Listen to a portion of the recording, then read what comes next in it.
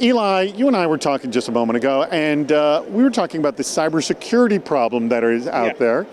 And you say it is not a technical problem, which I've, by the way, heard that before. What's your take? Because we always hear people, process, and technology. Where do you fall on where the problem with cybersecurity is? Just look here.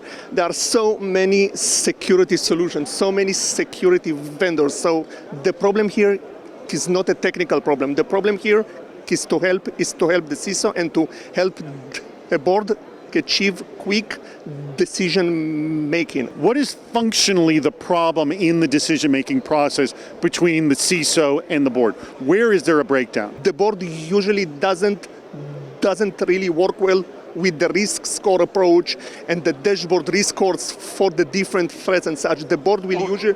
Let me add to that. You know what, because I got someone who said, when you say to the board, well, the security is medium, it's low, it's high, they literally can't say anything. There's nothing to say after the security is medium, low, and high. Because when you say security, I don't even know what the hell that means. What does that mean?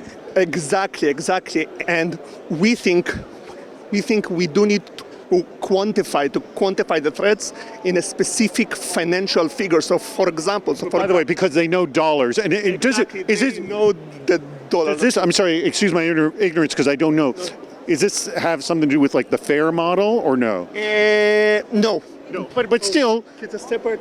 But it's still a separate way of calculating with dollars. But explain. Tautology. Yeah, exactly.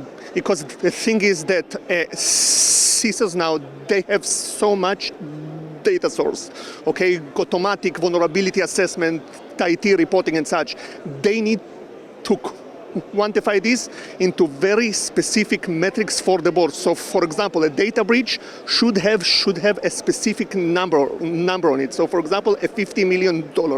And the solution should have a very specific financial mitigation number. So, for example, you have this threat, and this threat has this specific financial figure on the threat, and the solution has a very specific mitigation number. So, for example, you have a $50 million solution, a problem, Can you have a solution that mitigates this by 50%? So it mitigates it by 25 million.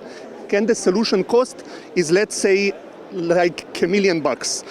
This makes it so much simpler for the board to actually do very quick decisions. And the thing is that when the board makes quick decision, we as the cybersecurity community, we move faster than the bad guys, because the bad guys, they make very quick decisions. They don't have this entire problem of proof of concepting and checking multiple solutions and then getting a board agreement. The bad guys are moving so quickly, and we need to move much quicker, actually. So here's what I love about this is what you're doing here is you're helping with the communications breakdown. Do you have some CISOs that are using it already? Yeah. Yes. Okay. So here's my question. What do they say kind of before and after? Before I was using Boardish, this is how I was communicating to the board. Now that I'm using, we've able to sort of this breakdown that we had before, we're able to communicate this way. Give me an example. The simplest and clearest example, decision making has reduced by 50% the length of decision making, because when the board sees specific numbers with specific threats, specific exposure, and specific mitigation, it's very simple for them. It's logical for them to actually make a quick decision and to buy this solution, a different solution, a package of solutions. So the very, very simple result here is that the board and the CISO decision-making process is reduced by at least half. What way am I legitimizing the information that I'm putting into Boardish or Boardish is spitting back out to me? Excellent, a very, very good question. Okay, my recommendation here, examine the system, do a proof of concept with the system, just sit down with the system, put some historical data in, exactly. Something that you know the answer. Exactly.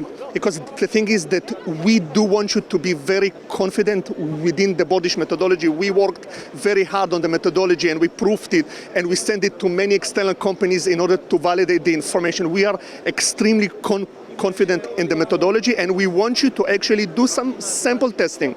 Okay, do some sample testing, get your confidence, and once you're confident, use Boardish. So this is our approach. So Eli, I wish you were a little bit more passionate about your project here. I wish you showed a little bit more enthusiasm for it. Sadly, you aren't enough. I have to do it for you. No, I appreciate it. This is, by the way, I think this is a very cool concept, Boardish, because, by the way, you had pointed out, we did an episode of Defense in Depth on speaking to the board, and by the way, some of the highest engagement we've ever had on a post recently, because this is a big problem, isn't it? We can solve the technical problems, so we need to focus on the business element, on the language element, on the translation between the CISO and the board. They need to speak the same language. Oh, and yes, we know what Boardish does.